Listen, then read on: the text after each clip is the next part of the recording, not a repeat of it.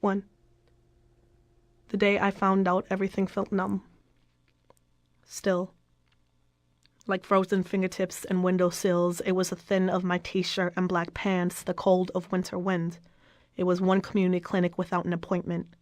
Heavy and unexpected, like the slow pace of Nurse Nadine's voice as she held a pen and asked questions, as the floors lied wet with polish, walls tainted in the color of white, air weighed down by the smell of sanitizer.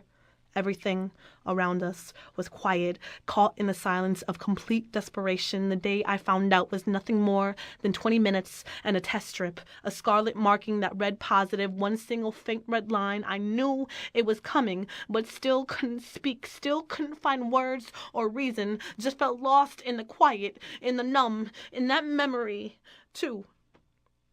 The only place in Delaware that felt like home was with a woman whose bloodline never matched mine.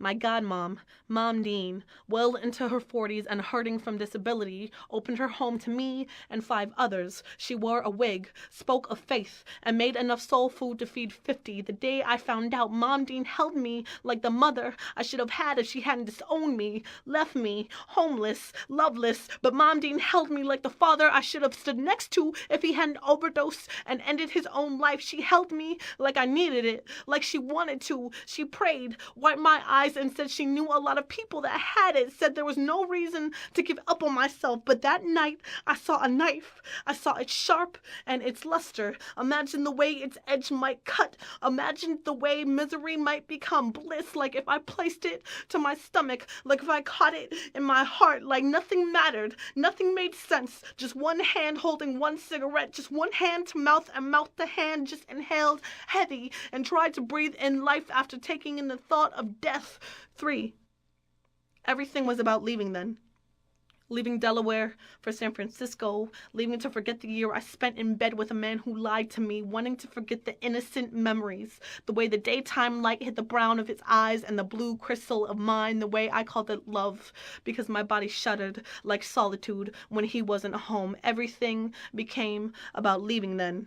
It came down to me with no money and a one-way Greyhound bus ticket. It came down to the way he didn't say goodbye the day I left because he was too busy trying to find God. It came down to 4 days on a bus and not feeling like I had any family or friends to confide in. It came down to love and trust wearing itself thin. It comes down to this: 5 months of living with a diagnosis, this life and living, this need to find a new beginning, this search and newfound hope, this in-between of stalled breaths and slow blinks, daydreams and desires of wanting life to grasp me by the limbs, by the face, and by the heart, of not wanting to let my life, my love, and my body become gray and faceless. Everything has become this: me at 22, learning to not be ashamed of who I am, learning not to apologize for everything I have lived. This is me remembering Nurse Nadine, Mom Dean, the hotel room we shared that I called home. Life is just